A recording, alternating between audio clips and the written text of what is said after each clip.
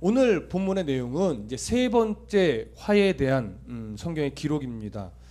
기억해 보시면 다섯 번째 화는 황충에 대한 내용이었습니다. 그리고 이제 여섯 번째 그 화에 해당하는 그 내용들은 우리가 알고 있다시피 그 결박당했던 천사들이 노임을 받는 이런 내용에 대해서 우리 여섯 번째 화였다면, 이제 세 번째 화인 오늘 그 일곱 번째 나팔에 대한 내용으로 들어가는 겁니다.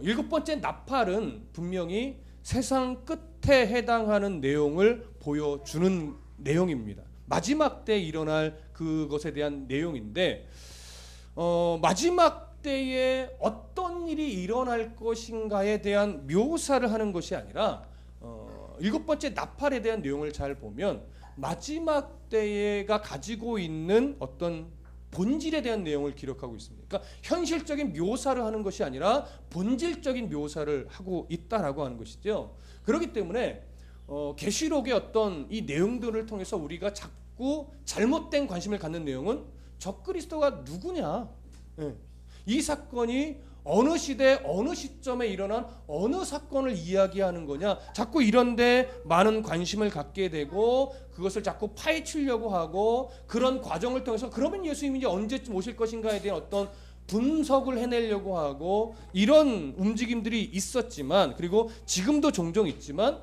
그런 관심은 옳지 않은 것입니다. 오늘 본문의 내용을 잘 보면 첫 번째, 두 번째부터 나팔의 내용을 쭉 해오면서 여러 재앙들을 이야기했단 말이에요. 그러면서 이것이 마지막 때에 관한 내용이라면, 이제 최종적으로 세상 가운데 임할 엄청난 재앙을 이야기하고, 그래서 예수님이 딱 재림해서 이 재앙의 대상이 되는 사람들을 이쪽으로 모으고, 또 입맞은 백성을 이쪽으로 모아서 거봐 내가 어떻게 했지 해서 너는 벌 받을 거야, 막 이러는 장면이 나오면 되게 더 극적일 것처럼 보이지만, 오늘 일곱 번째 나팔에 대한 내용을 잘 보면 그런 재앙의 내용을 기록하지 않고 오히려 하나님 나라에 대한 완성을 찬양하고 경배하고 높이는 내용들로 되어 있습니다. 그렇기 때문에 오늘 이 일곱 번째 나팔에 대한 내용은 마지막 때에 오게 될 결과적인 본질이 무엇이고 결과적인 모습이 어떠할지에 대해서 그리고 있는 것이지, 마지막 때에 어떤 일이 일어날 것인가 이런 것에 대한 묘사에는 사실 관심이 없다라고 하는 겁니다.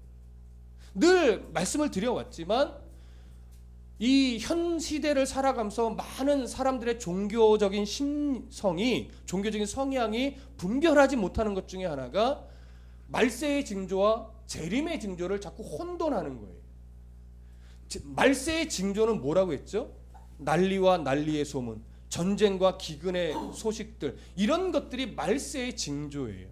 그러나 재림의 징조는 난리와 난리, 전쟁, 기근, 핍박 이런 소식이 아니라 복음이 충만하게 전해지는 것.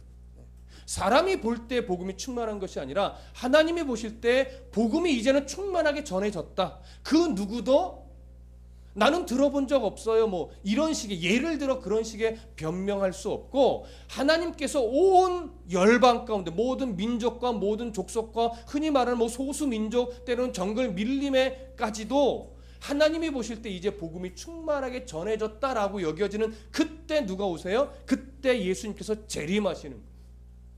그렇기 때문에 우리는 예수 재림의 때를 무엇으로 찾아낼 수 없냐면 전쟁의 소식으로, 난리의 소식으로, 뭐 기근, 재해, 이러한 소식들로 예수님 재림의 때를 우리가 분별할 수 없습니다. 우리가 분별할 수 있는 유일한 기준은 뭐예요? 복음이 얼마나 충만하게 전해졌을까? 물론 그걸 통해서 예수님이 재림의 시기를 알 수 있다는 말이 아니라, 우리가 더 뭐 할 수 있어요? 경각심을 갖고 더 우리의 자세를 바르게 세워가며 이렇게 나가는 것이지, 때를 분별할 수는 없는 겁니다. 그러니까 결국 우리가 말세의 징조라고 하는 것은 예수님의 초림부터 언제까지요? 재림하실 그 사이까지 늘 일어나는 일이에요. 그렇기 때문에 첫 번째, 두 번째, 세 번째, 네 번째, 다섯 번째, 여섯 번째까지의 나팔의 내용, 더 앞으로 가보면 첫째인, 둘째인, 셋째인, 넷째인, 다섯째인, 여섯째인 이 인의 내용이나 나팔의 내용이나 또 앞으로 우리가 나누게 될 대접의 환상들, 이런 모든 여섯 번째 대접까지의 내용은 다 뭐냐면 말세의 기간 동안 이 세상을 하나님께서 어떻게 간섭해 가시는가. 이유는 그거죠. 경고를 하고 회개하게 하고 믿음의 백성들을 더 견고하게 하기 위한 의도로 세상 가운데 난리와 기근과 전쟁과 여러 어려움의 일들을 하나님 계속 허락하신다고요. 계속 일으키신다고요. 그것을 인의 환상으로 한번 강조해 주시고, 그 다음에 나팔의 환상의 내용으로 조금 더 다른 시각을 가지고 조금 더 강력하게 강조해 주시고, 그 다음에 대접의 환상의 내용을 통해서 조금 더 다른 시각으로 조금 더 강하게 어때요? 강조해 주시는 거예요. 그래서 하나님의 이 간섭하심이 결코 믿음의 백성들에게는 두려운 것이 아니다.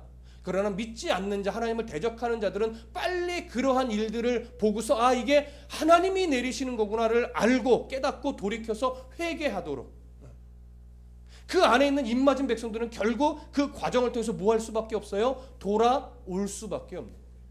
그러나 사단의 세력에 놓인 자들은 아무리 강력한 화가 이르고 엄청난 재앙이 일으켜도 그것을 하나님이 내리신 것으로 인정하지 않고 자꾸 대적하는 쪽으로, 하나님을 거절하는 쪽으로 자꾸 나간다는 것, 이것이 기본적으로 계시록이 갖고 있는 내용이고, 여섯 번째 환상, 첫 번째부터 여섯 번째 환상까지의 내용이 갖고 있는 주된 내용입니다.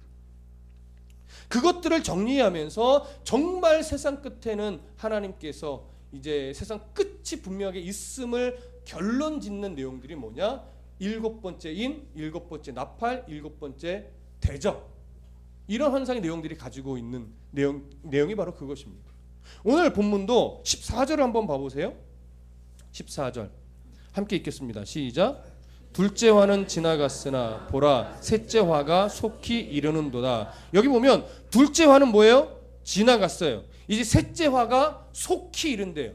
이 속히라는 표현이 우리를 자꾸 어떤 시선으로 끌고 가냐면 곧 오실 거야, 곧 오실 거야, 이런 시각으로 어떤 시간적인 속히의 개념으로 자꾸 우리의 시선을 빼앗아 가지만, 여기 14절에서 말하고 있는 셋째 화가 속히 이른다 할 때 이 속히는요, 시간적인 개념의 속히가 아니라 확실성의 개념을 가지고 있는 속히입니다. 분명히 오신다. 언제인지 알 수 없으나 예수 그리스도께서는 이 땅의 역사를 끝내고 이제 하나님의 새로운 새 하늘과 새 땅을 이루어 우리를 그곳에 보내기 위해서 속히 오시는 그때는 분명하게 어떻게 온다. 이런 확실성을 가지고 있는 내용으로서의 속히입니다. 그래서 속히 임하세요. 속히. 무슨 의미? 확실히 오신다. 분명히 오신다. 우리는 그 분명한 시각을 가지고 이 땅을 살아가야 합니다. 마치 안 오실 것처럼, 나 죽기 전에는 안 오실 거야, 장담하실 수 있으실까요? 여러분, 내일 예수님이 안 오신다고 장담하실 수 있으십니까? 장담할 수 없습니다. 그래서 그리스도인은 말세를 어떻게 살아가요? 내일 예수님이 오실 것처럼 오늘 성도답게 살아가는 일에 최선을 다하는 것이 우리의 자세라고 말씀을 드렸습니다. 자, 그러면 이제 그러한 의미를 가지고 본문으로 조금 더 들어가 보시겠습니다. 자, 15절 함께 읽어볼게요. 15절 함께 읽습니다. 시작. 일곱째 천사가 나팔을 불매 하늘에 큰 음성들이 나서 이르되 세상 나라가 우리 주와 그의 그리스도의 나라가 되어 그가 세세토록 왕노릇 하시리도다 하니. 자, 여기 보면 하늘에 큰 음성이 일어나서 이제 세상 가운데 선포를 합니다. 내용은 세상 나라가 우리 주와 그의 그리스도의 나라가 되어 그가 세세토록 왕노릇할 것이라는 것을 이야기합니다. 그러니까 말세의 기간 동안 여러 재앙으로 하나님이 세상을 간섭해 내셨어요. 간섭하신 궁극적인 이유가 바로 이 내용입니다. 세상 나라가 하나님의 나라가 되게 하기 위해서, 세상 나라가 예수 그리스도의 나라가 되게 하기 위해서 그동안 수없이 하나님이 재앙과 여러 일들로 세상을 간섭해 오신 거예요. 그럼 여기서 말하고 있는 세상 나라, 무슨 나라일까요? 아담의 범죄로 말미암아 하나님이 잠시 사단에게 내어준 나라. 조금 더 다른 세력적인 의미로 말씀을 드리자면 하나님을 대적하는 가치로 완전히 물들어 있는 이 세상의 나라.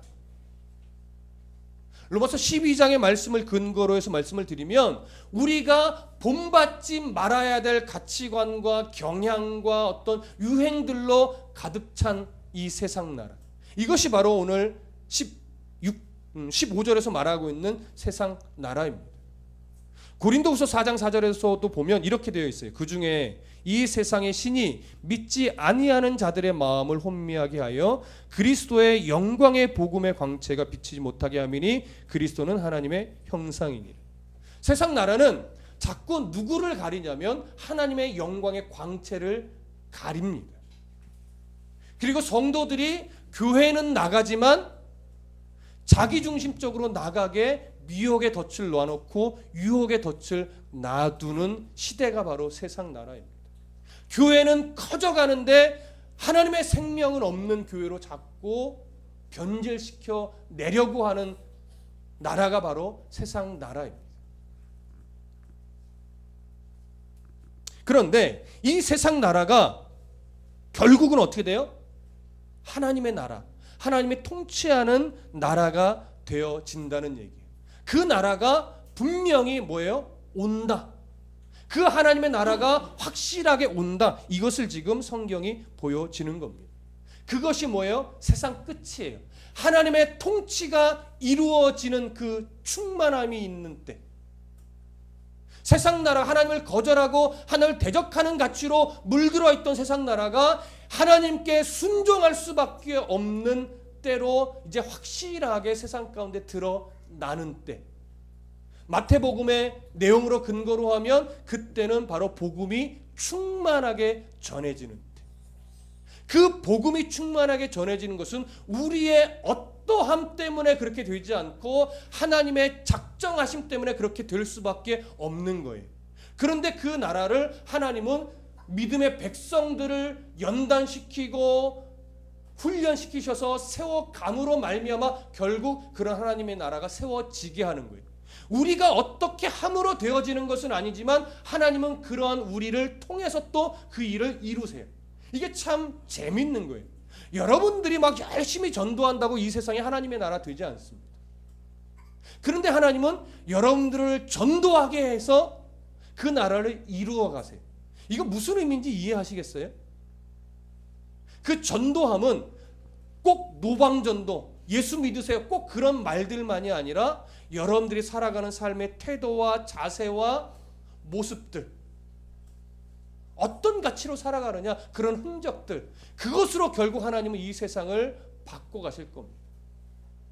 그래서 교회를 세워가실 것이고 목회자를 세워가실 것이고 성도를 세워가셔서 끝끝내는 이제 하나님의 통치가 이루어지는 세상으로 만들 것인데, 이 하나님의 통치가 이루어지는 세상이라는 것은 살기 좋은 세상으로 바뀔 거예요, 이런 의미는 아니에요. 이것은 번영신학으로 가는 잘못된 방향입니다. 악한 자는 끝까지 악할 거예요. 그러나 하나님이 끝끝내 내 백성 삼으시기로 작정하신 자들을 어떻게 해요? 돌이켜 불러내고야 마시는다는 얘기예요. 그런 결과를 끝끝내 다 이루시면 교회가 교회다워지고 성도가 성도다워진다는 얘기예요. 모든 사람이 다 하나님을 찬송하면서 한 사람도 남김없이 예수를 믿게 된다, 그 얘기는 아닙니다. 물론 하나님이 그렇게 하신다 해도 우리는 할 말은 없습니다. 왜? 하나님이 하시는 일이니까요. 그러나 성경에 드러난 내용을 근거로 해서만 말씀을 드리면 하나님의 입맞지 않은 자들은 끝까지 하나님을 대적하는 자리에 있을 것이고, 그 안에 자기가 입맞은 백성임에도 불구하고 자꾸 하나님을 대적하는 자리에 있는 사람들을 하나님은 끝내 어떻게 해요? 우리들을 통해서 그들을 불러내실 거라고요. 하나님을 찬양하는 자리로, 하나님을 예배하는 자리로, 하나님께 기도하는 자리로. 그것이 우리가 신뢰하는 내용이고, 그것이 다 이루어졌을 때가 세상 끝이고, 그렇게 다 불러내시고 나면 예수 그리스도가 이 땅에 오시는 것. 그게 바로 세상 끝입니다.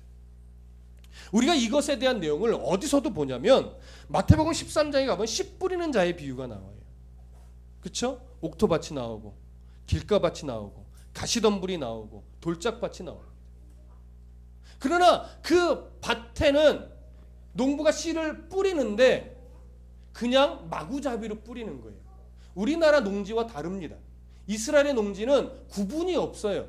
그래서 그냥 씨 뿌리는 자가 막 뿌려 놓는 거예요. 근데 얼핏 보면 뭐예요? 돌짝밭도 많고 가시덤불도 저렇게 많고 순 길가인데 저기서 무슨 열매가 맺으려나 하는데 결국 그 안에 뭐가 있어요? 옥토가 있어요.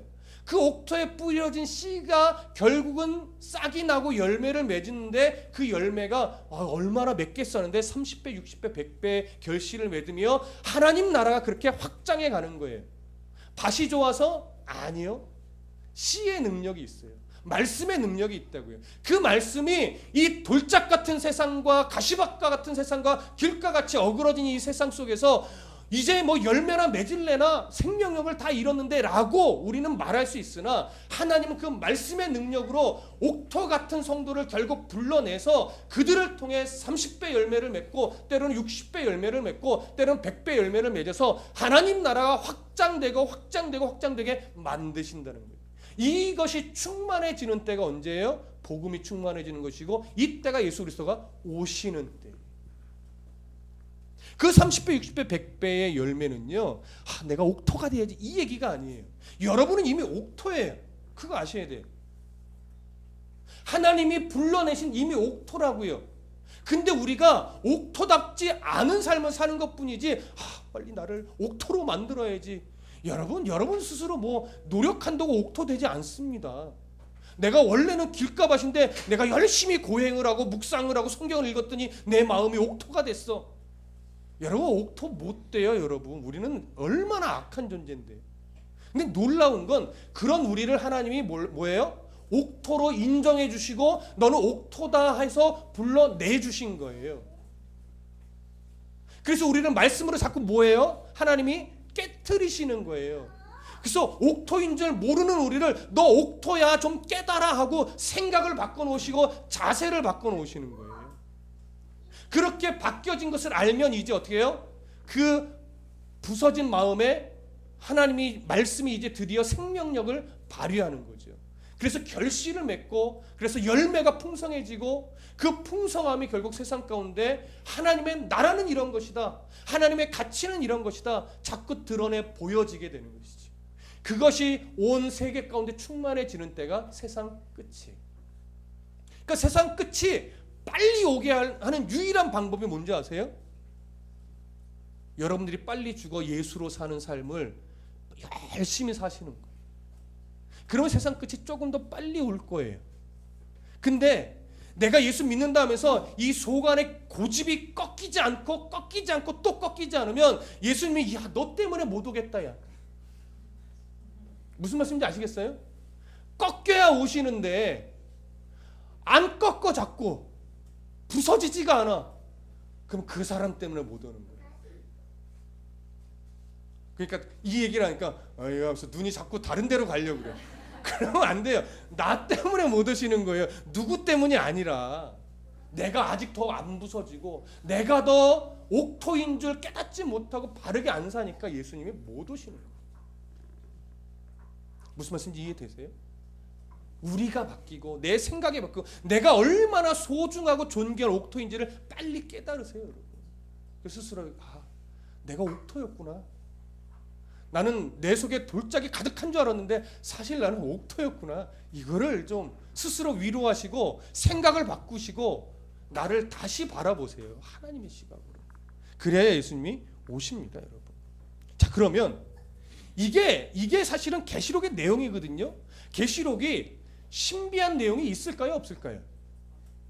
여러분 계시록은 신비한 내용이 없어요. 사이비 이단들은 자꾸 계시록을 끄집어내면서 신비한 메시지를 우리들만 깨달았으니까 우리 공동체로 와서 배워야 구원받을 수 있고 자기들의 공동체로 와야만 14만 4천에 들어가서 결국 하나님 나라에 갈 수 있다 이런 헛소리를 해대는데 요한계시록은요 다른 데 없는 신비한 구원의 내용을 담고 있지 않습니다. 여러분 정확하게 아십시오.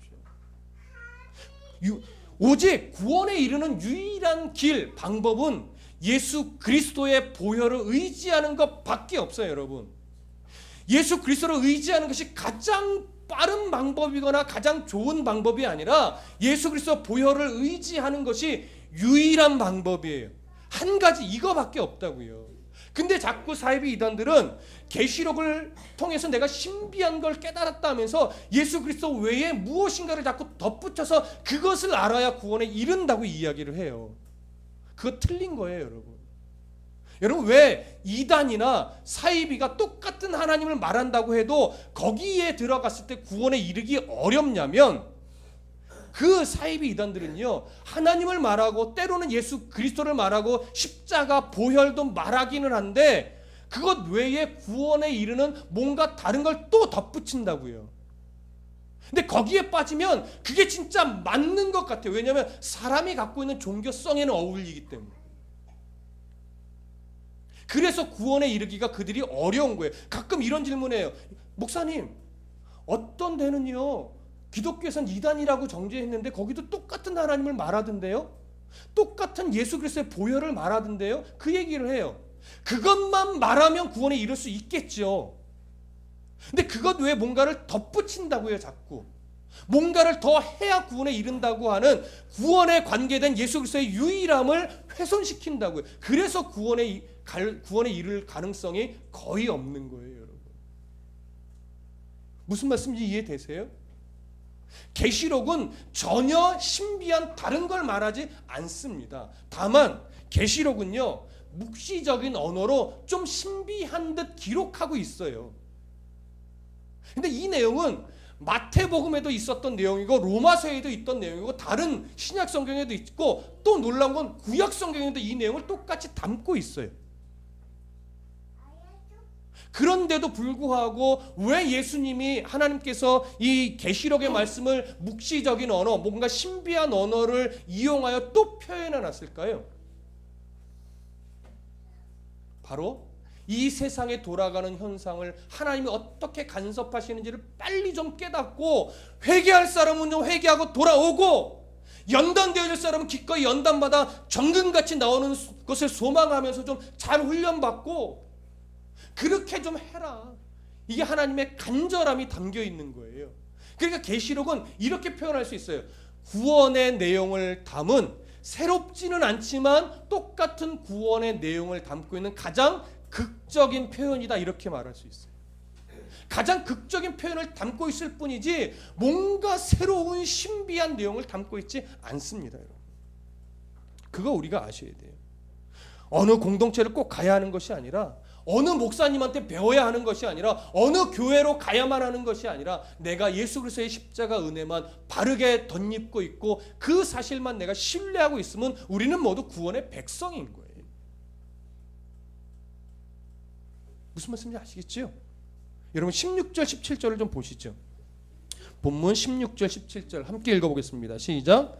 하나님 앞에서 자기 보좌에 앉아있던 24 장로가 엎드려 얼굴을 땅에 대고 하나님께 경배하여 이르되, 감사하옵나니 옛적에도 계셨고 지금도 계신 주 하나님 곧 전능하신 이여 친히 큰 권능을 잡으시고 왕노릇 하시도다. 자, 여기 보시면 이미 이 세상의 구원의 모든 결과를 가지고 계신 하나님을 이 하늘의 천상적인 존재인 24 장로가 찬송을 하며 경배를 합니다. 24 장로는 우리가 여러 가지 견해가 있지만 우리가 앞에서 살펴봤을 때 하늘의 천상적인 존재임에는 분명하지만, 이들은 오고 오는 모든 세대의 성도들을 대표하고 있는 것은 분명합니다. 그래서 이 천상적인 존재가 하나님 앞에 엎드려 경배를 하는데, 그 경배의 내용이 뭐냐면, 감사합니다. 옛적에도 계셨고 지금도 계신 주 하나님 곧 전능하신 이여 친히 큰 권능을 잡으시고 왕노릇 하십니다. 이 고백을 하는데, 이게 다른 곳의 내용과 약간 다른 것은 뭐냐면, 다른 성경의 내용에서는 이런 하나님을 묘사할 때요, 세 가지 시제로 묘사를 해요. 과거적이고 현재적이고 미래적인. 그러니까 보통 이렇게 표현하죠. 옛적에도 계셨고 지금도 계시고 다시 오실 전능하신 이여면서 이런 미래적인 시제를 항상 결부시켜서 표현하는데, 이 본문에서는 옛적에도 계셨고 지금도 계신 전능하신 이여면서 미래적인 표현을 빼고 있어요. 왜 그러냐면 이 앞의 내용들은 성취될 미래를 바라보는 시각으로 묘사를 하고 있다면 지금 여기서 시각은 이미 성취되었다라고 하는 시각을 가지고 묘사를 하기 때문에 미래적인 시제가 없는 거예요. 그렇게 결국 우리가 민수기에서도 그 말씀을 드렸지만 하나님의 의지, 작정하심은 곧 뭐와 같다? 이미 이루어진 결과와 같다. 계시록의 내용은 무엇을 바라보고 있는 거냐면 예수 그리스도께서 분명히 이 세상 역사를 끝내기 위해 오신다. 이것을 전제하고 기록되고 있는 거예요. 그래서 분명하게 오세요. 그래서 7번째 나팔을 이야기하면서 이미 오신 예수 그리스도로 전제를 하고 이것을 풀어가고 있기 때문에 옛적에도 계셨고 지금도 계신 주 하나님 곧 전능하신 이여 당신께서 뭐예요? 권능을 잡고 왕 노릇하십니다. 왕이십니다. 통치하십니다. 이 고백을 하게 되는 거죠. 우리가 오늘 해야 될 고백이 바로 이런 고백입니다. 그러니까 우리가 예배하고 하나님을 찬송하고 경배할 때 우리가 자꾸 내 상황과 현실에 매이지 않으셔야 되는 이유가 이겁니다. 하나님의 모든 역사를 하나님의 뜻에 맞게 이루시는 분이고 역사를 끌고 가시는 분이신데 그 온 우주의 역사를 끌고 간다는 얘기는 뭐냐면 바로 우리 한 사람 한 사람 개인의 역사도 뭐예요? 끌고 가신다는 내용이 포함된 거예요. 내가 함부로 살면 하나님이 내 역사는 관심 없어 하고 열심히 봉사하고 예배하고 찬송하는 그 사람의 역사에만 하나님의 관심이 있는 것이 아니라 입맞은 백성은 그 어느 누구라도 지금 어떠한 자세를 갖고 살아있다 할지라도 그 사람의 역사에 하나님은 관심을 갖고 있고 그 사람의 역사에 개입하고 계시고 결국은 간섭하여 그 역사를 하나님이 원하시는 방향으로 교정시켜 바른 길로 인도하신다라고 하는 사실이에요. 우리가 그것을 신뢰하면 오늘 예배하고 찬송할 때 내 형편, 내 상황 이것에 매여서 예배하는 그런 자세가 버려질 수 있는 겁니다. 여러분 조금 불편한 얘기를 하나 드릴 거예요. 잘 들으세요. 예배는요 여러분들의 마음을 어루만지는 게 아니에요. 예배의 찬송은요 슬픈 내 마음을 위로받으려고 부르는 게 아니에요. 말씀은요 어떻게 하면 저 말씀이 이렇게 내 상황과 딱 떨어질까 이것을 기대하고 듣고 전하는 메시지가 아니에요. 예배는요 철저하게 모든 역사를 하나님의 뜻에 맞게 운행하시는 하나님을 드러내고 선포하는 거예요. 그 역사를 내가 믿음의 눈으로 말씀 안에서 바라보고 신뢰하게 되니까 나의 형편과 상황이 하나님 손에 붙들려 있구나. 이거 힘들어할 내용도 아니고 이거 막 슬퍼할 내용도 아니구나. 이걸 깨닫고 그런 하나님 앞에 내 모든 삶을 그냥 맡겨버리고 하나님을 찬송하며 하나님의 의지 안에 내 삶을 묶어놓고 그냥 가겠습니다. 이 고백으로 납작 엎드리는 게 예배예요. 그 하나님을 찬송하는 게 예배라고요. 근데 우리는 너무나 자주 내 환경에 매여서 예배할 때가 많아요. 그러니까 이런 거죠. 내가 기쁘면 예배도 기뻐지고 내가 슬프면 예배도 자꾸 슬퍼지고 그러니까 내 환경에 따라 예배하는 내 삶의 자세가 자꾸 영향을 받는 거예요. 우리의 신앙은요 그걸 뭐예요? 이제 극복해 나가야 되는 거예요. 그걸 이제 넘어서서 하나님의 어떠하심 때문에 내 모든 환경이 눌러지고 더 기쁨으로 예배할 수 있는 수준으로 우리가 어떻게 다 계속 바뀌어가야 돼요.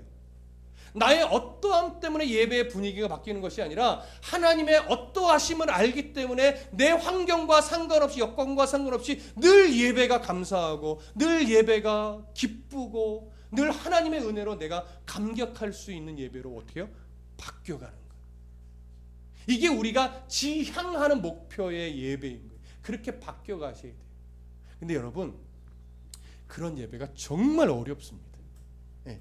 아무리 이거 몰라서 여러분 우리가 못하는 거 아니에요. 아는데 안 되는 거예요.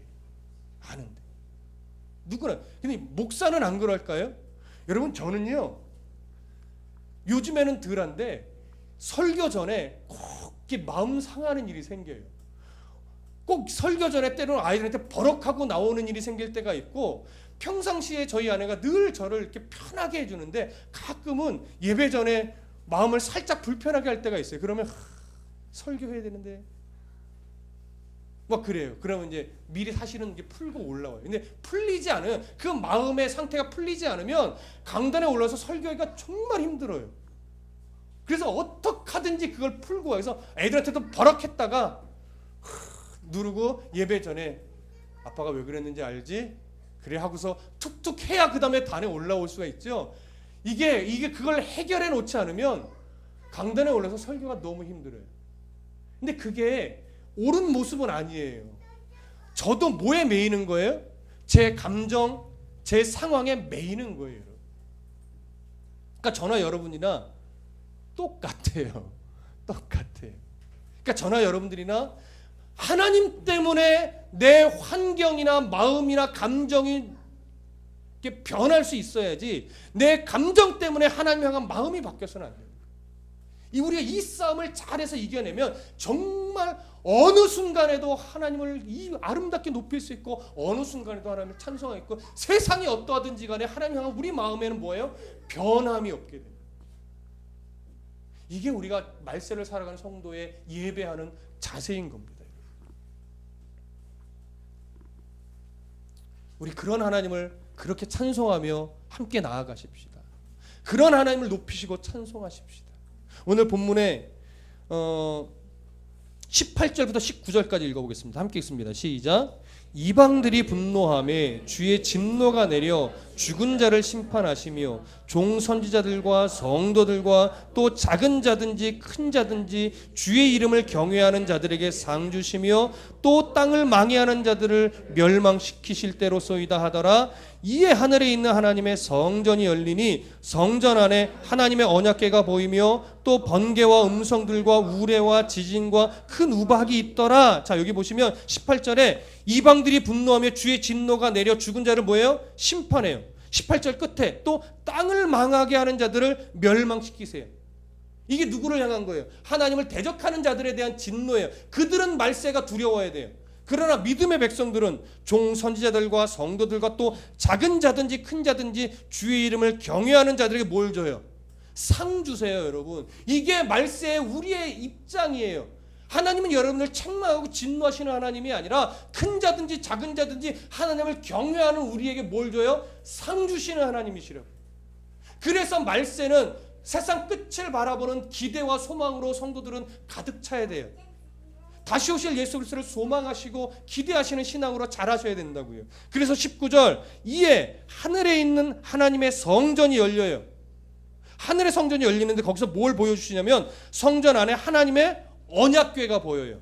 근데 언약궤가 보이면서 또 번개와 음성들과 우레와 지진과 큰 우박이 있어요. 여기 번개, 음성, 우레, 지진, 큰 우박은요, 때로는 마지막 재앙이다 이렇게 해석하시는 분들인데 저는 거기에 동의하지는 않습니다. 이것은 재앙으로서의 현상이 아니라 하나님의 임재하시고 현현하시는 현상으로서의 모습이라고 저는 해석을 합니다. 물론 여러 주석학자들도 그런 견해를 밝히고 있고요. 하늘의 언약궤에 하나님이 함께 계시는데요, 그 언약궤는 무엇에 대한 상징입니까? 하나님의 약속에 대한 상징이에요. 무슨 약속이요? 내가 내 사랑하는 백성을 구원하겠고 구원하여 새하늘과 새 땅에 이르게 하겠고 내가 너희를 결단코 버리지 아니하리라. 내 사랑하는 자녀를 한 영혼도 내가 포기하지 않고 이 소자 중에 작은 자 하나라도 잃어버리는 것은 내 아버지의 뜻이 아니라. 여기 소자는 어린아이도 마찬가지 포함이 되지만 세상에서 소외되고 세상에서 자꾸 외톨이처럼 세상에서 아무 힘과 능력이 없어 보이는 그러한 한 연약한 자들까지도 우리 하나님은 포기하거나 버리거나 소외시키신 적이 없다. 한 영혼도 잃어버림 없이 내 사랑하는 자녀를 내가 끝끝내 구원에 이르겠다는 약속이 이 언약궤에 담겨 있다고요. 근데 그 언약궤를 보여주시며 하나님의 임재의 현상을 나타내신 이유는 뭐예요?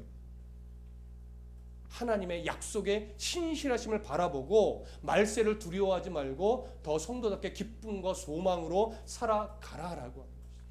우리가 붙잡아야 될 힘이 바로 이거고, 이것이 바로 우리의 자랑이고, 이것이 바로 우리의 힘인 겁니다.